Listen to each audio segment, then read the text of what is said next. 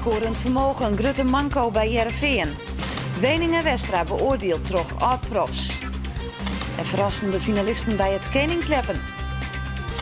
Dit is de sport van Monday 23 juli.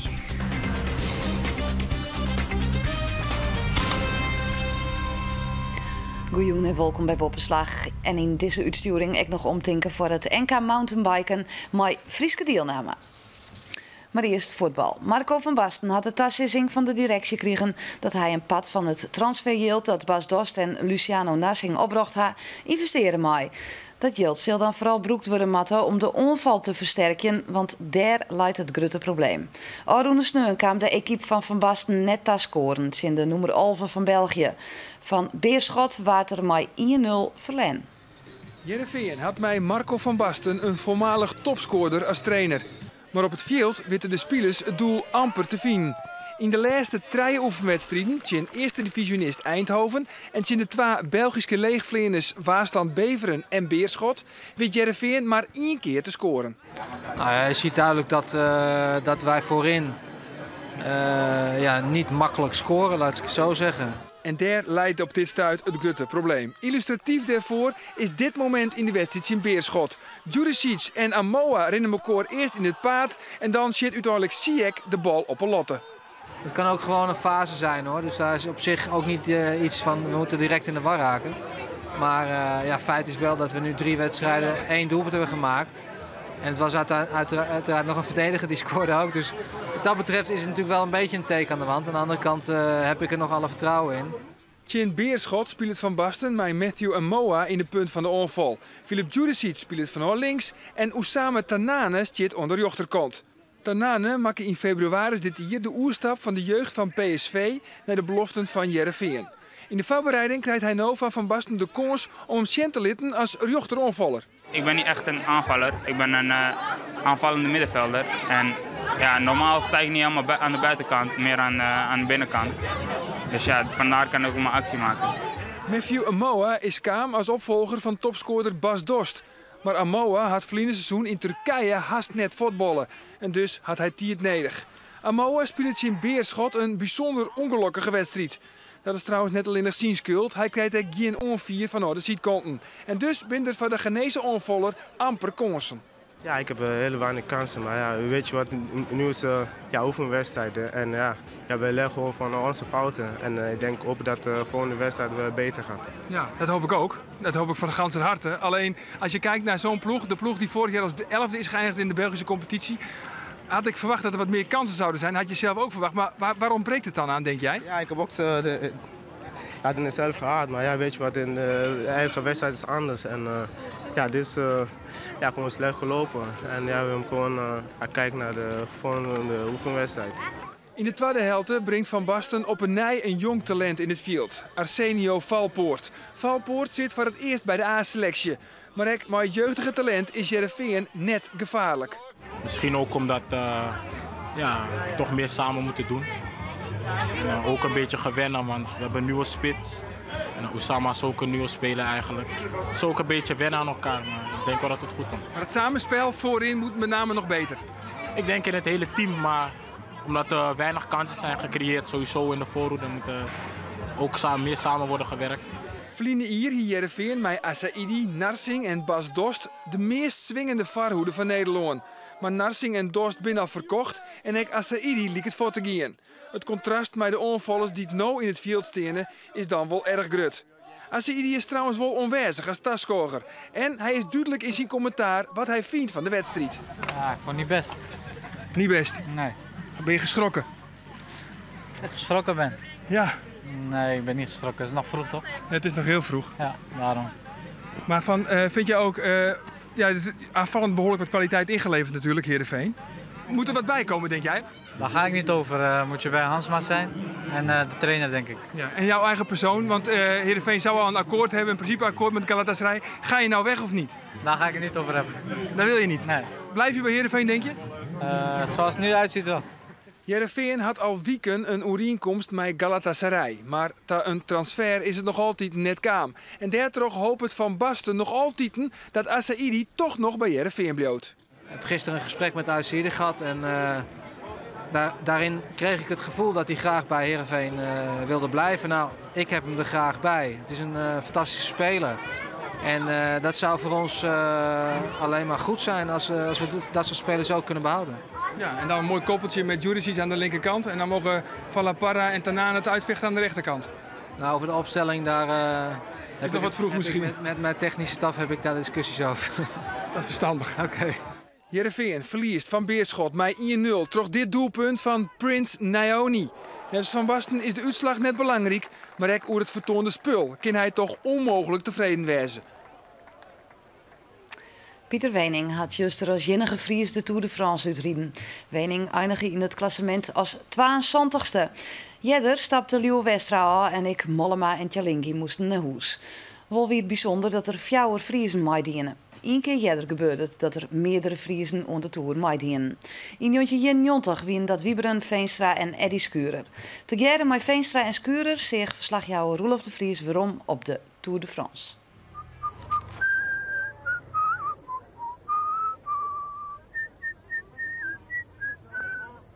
Eddy Schuren uit Bakkeveen van 12 september 64 rijdt voor de TVM-ploeg. Wieberen Veenstra van 6 december 66 uit Harkema rijdt voor Jan Raas. Allebei zijn het Friesen om Utens in Frankrijk. Is dit de Frieske Utsuru? Jazeker. Ja. Mag het Nederlands nu even? Oh ja hoor. Het is 1991 als zowel Veenstra als Schuurder van het laatste maaidag onder de Tour de France. Nou alweer 21 jaar lang. Haar een hichtepunt bleven ze net in de Tour. Maar als de VHS-banden erbij komen, krijgen we een paar mooie overwinningen te zien. En die Schuurder is weg. Schuurder is weg en hij heeft een heel snel gaatje geslagen. Kijk eens hoe makkelijk het lijkt als die Schuurder rijdt. Dan zie je geen enkele inspanning aan hem af. Maar hij rijdt dus nu gewoon weg van de groep Maassen en Vignon en alle andere grote. Ja, wordt Ja, het gaatje is groot genoeg. Schuurder wint dus de koningin-etappe. Nu over de streep. En in die laatste meters van de wedstrijd rijdt Wieberen Veenstra gewoon weg uit de kopgroep. En wint heel overtuigend de Ronde van Midden-Zeeland. Vol peloton dat op de meet afdendert. We zien links Wieberen Veenstra, rechts Jean-Paul van Poppel. En het is Wieberen Veenstra die deze tweede etappe op zijn naam schrijft. Een knappe overwinning van Wieberen Veenstra die ook vorig jaar in Raalte wist te winnen. 21 jaar na haar laatste Tour komen ze nog heel tijd bij elkaar over de 4. Nee, 4 is de 4 man, 4 is de 4. Saals Juster om de laatste etappe te zien. 4 is de 4. Kos. Nee, kom net.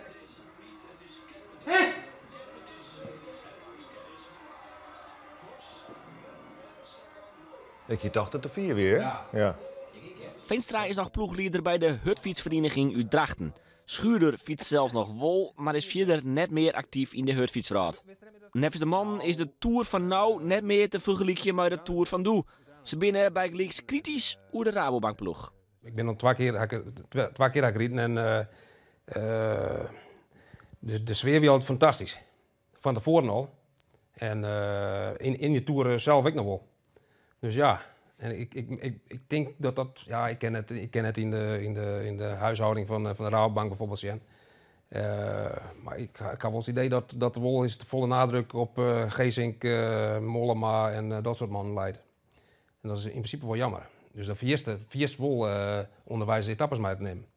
Als puur voor klassement is. En ja, dat kan gevaarlijk worden. Zou maar 4 man beter in, dat is mijn jongen. Ja.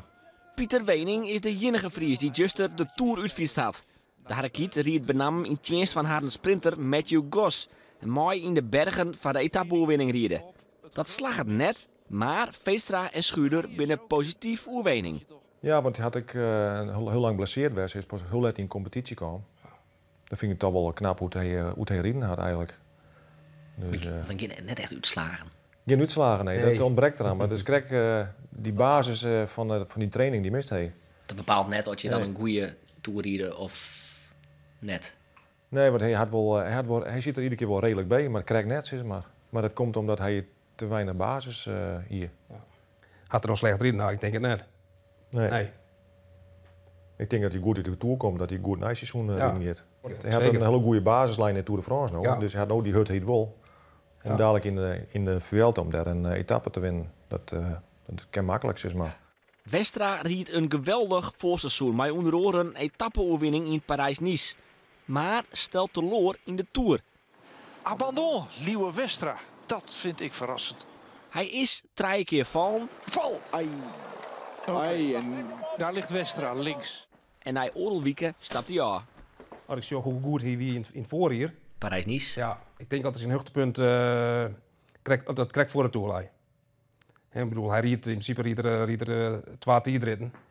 Ja, die eigenlijk een beetje beneden zijn niveau. Hij kon in voorjaar weer volle beter. Dus hij piekt eigenlijk op het Nou verkeerde ja, moment dit seizoen. Ja, goed, dat is ja, hij had in het voorjaar natuurlijk goed rieden. Dat is voor hemzelf goed natuurlijk. Maar goed, als een Jos naar die man zat ze nou in de Tour rijden, ja, dan gaat het ten eerste nog een stuk harder. Dus dat zou hij in principe ook dwaam hadden. De Tour is dien en ook de hutfietsers rocht ze haar nou op de Olympische Spelen. Komende sneur al de wedstrijd op de Diek, maar onder andere Liewe Westra en hij dat ik maar onder de tijdrit. Zag je die dus al gauw revanche nemen op deze teleurstellende Tour de France.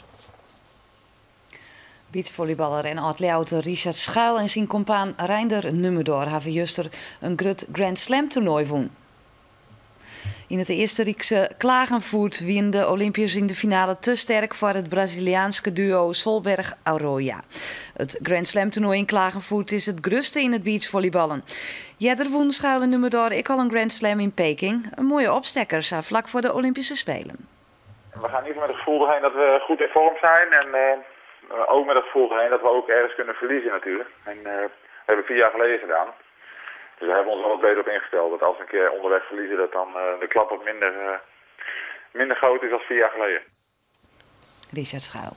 Het Koningslepen in Burgum is een bijzondere wedstrijd. Het is de enige wedstrijd dat het finalisten weer op 0 beginnen. Een vierersprong in de voorronde is dus geen garage voor de titel.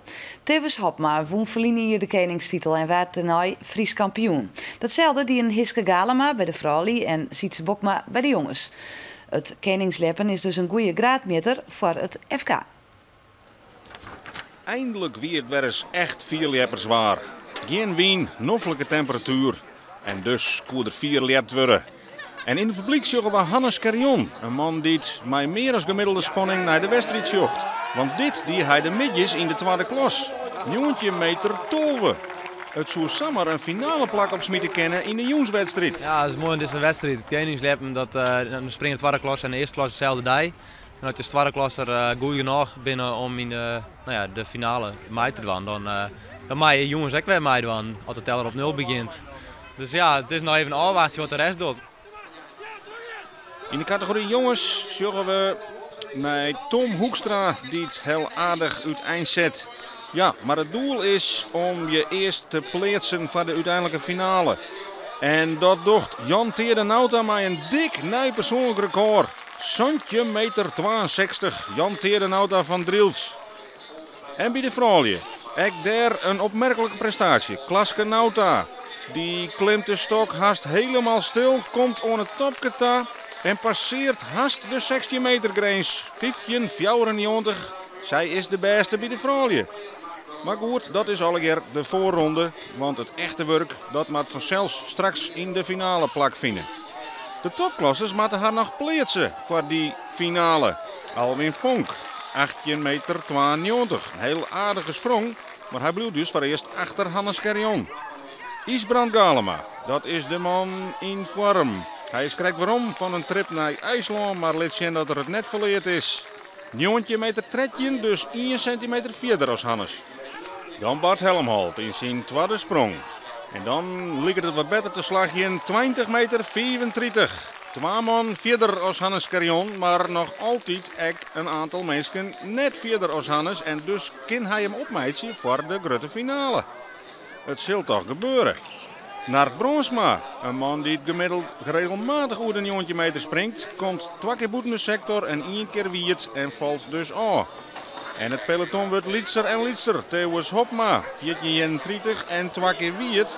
En dat betekent dat Hannes Carrion hem in de finale meldde mij op het Koningslepen in Burgum. Zijn rentree op het hoogste podium. En in die finale zullen we bij de jongens dat Tom Hoekstra een hele vierde afstanddeel zet. Santje 47, net de eerste van de dag, maar wel van de finale. Ja, dat is wel raar. Maar ja, in de finale dan moet je dat winnen. En zij doen het net en ik doe het al, dus zij giet het. Ja, en ik net samen, want du sprongst heel vier in de finale. Ja, ik hier constant die Santje meter, Santje 47, dat zie je van mijn eerste sprong nooit. Dus ja, hartstikke tevreden. Ek een verrassing bij de vrouwje. Helianne van der Wal van Noord-Burgum. Komt daar 15 meter 30. Ek een PR, ek net de eerste van de dag, maar wel de nieuwe koningin. Dit is even wel het moment om een persoonlijk record te springen. Ja, dat sowieso. Net in de voorrondes, maar in de finale. Hartstikke mooi. Mooie kinderen. En dan de finale bij de topklassers met Isbrand Galema. Iedereen begint weer op 0 en hij zet hier 76 del.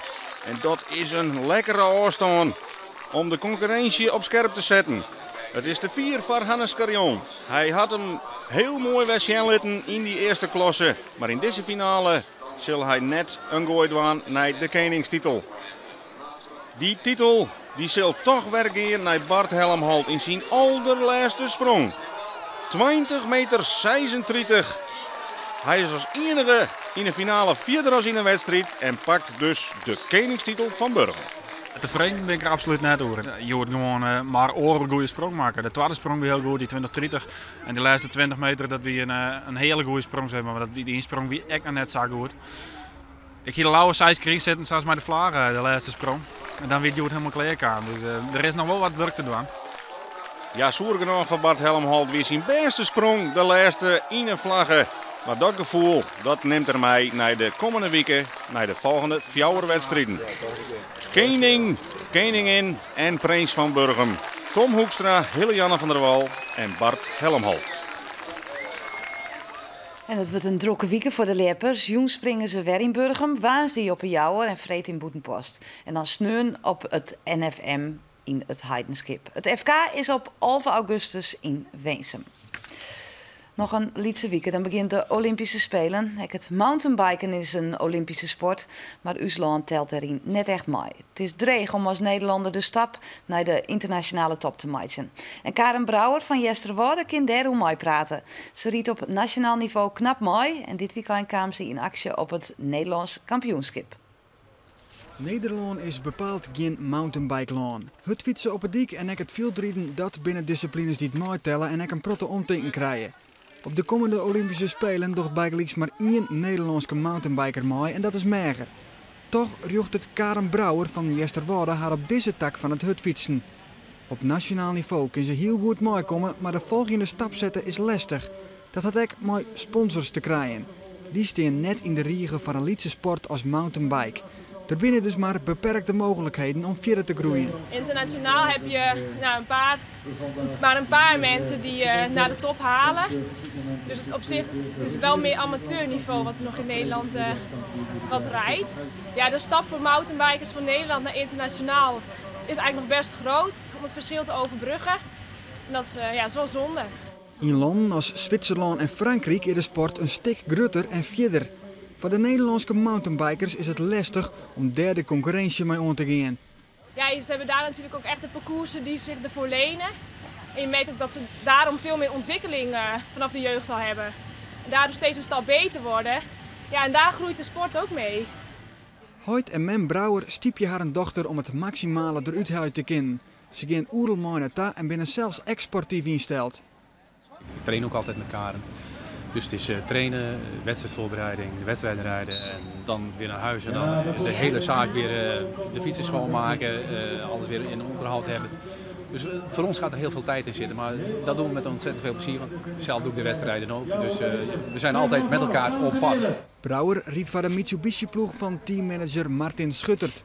Hij zocht een proto-progressie bij zijn pupil, benamen de laatste oorlier. Vorig jaar had ze zich heel goed ontwikkeld, had ze goede uitslagen gereden, maar ze had dit hier echt wel weer een hele grote stap zetten. Want wat zijn haar mogelijkheden? Ja, dat is altijd moeilijk in te schatten, maar het is juist voor dat ze in de marathons echt heel goed het shot kunnen. Dus dat de wedstrijden langer binnen. De marathons is vaak in België en Duitsland, maar een paar wedstrijden van 80 tot 100, 120 kilometer. En die langere wedstrijden die kunnen zij heel goed doen. De uitslagen van dit jaar binnen nota goed en de verwachtings van het NK liggen dan ook behoorlijk heeg. De dogge 2 prosmai, waaronder ook Laura Turpijn, de regerend Nederlands kampioene. Maar daarachter moet Brouwer al vlug komen. Inzet is een plak in de top 5, maar een podiumplak als ultiem doel. Maar Brouwer had het dreig. Ze verliest stadig gewoon de ontsluiting met het achtervolgende groepje. Brouwer komt net lekker in het ritme en ze verliest de concurrentie uit de deeg. Je ziet meestal wel in het begin van, rij je er makkelijk naartoe of is het werken? En dit ziet eruit als werken. Dus dat is meestal niet een heel erg positief teken. Maar goed, we wachten even af. Het is ploeterien, het werkjen en ze komt meer en meer allingig te zitten. Helemaal weet ze al dat ze het doel net meer helje zal. De achterstand is te groot. De Nederlandse titel gaat opnieuw naar Laura Turpijn, die het 4 jaar de sterkste is. En op een teleurstellend zonder plak komt Brouwer binnen. Het woe je het net. Nee, de kracht zat er niet in vandaag. Hey, dan was je uiteindelijk best Sander en ben je teleurgesteld? Ja. Ik had toch, zeg maar, de mensen die nu voor me zaten, rond plaats 6, 5, 4, daar heb ik eigenlijk dit seizoen nog niet van verloren. En dan wil je op een NK weer er ook voor zitten, want je zit er eigenlijk altijd voor. En dan, dan is het toch jammer dat je het op zo'n dag moet laten lopen. Slecht! Het NK mooi dan wat minder gaan wezen. Brouwer bloed ambitieus, maar ook realistisch. Want dat we haar eerst chance zullen op de Olympische Spelen is maar de vraag. Nou ja, Olympische Spelen, dat zou iedereen denk ik wel willen. Elke sporter die fanatiek met zijn wedstrijden bezig is, die wil het hoogst haalbaar. En dat zijn natuurlijk de Olympische Spelen. Maar ik probeer dat wel nuchter en realistisch te blijven. En dat is gewoon nog een stap veel te ver weg. Omdat ik nu ook vooral nog nationaal rij. En voor de Olympische Spelen moet je natuurlijk bij de internationale top horen. En dat is nog wel een ver weg voor mij. Ons de sport in Boppenslag. Na je weekend dan ben we er vanzelfs weer. En vanaf sneun bij u ik alle dagen Nijs oer de Vriezen bij de Olympische Spelen in Joet. En dan dadelijk keer ik naar het Nijs in Joet. Een heel mooi joentaweenske. Doeg!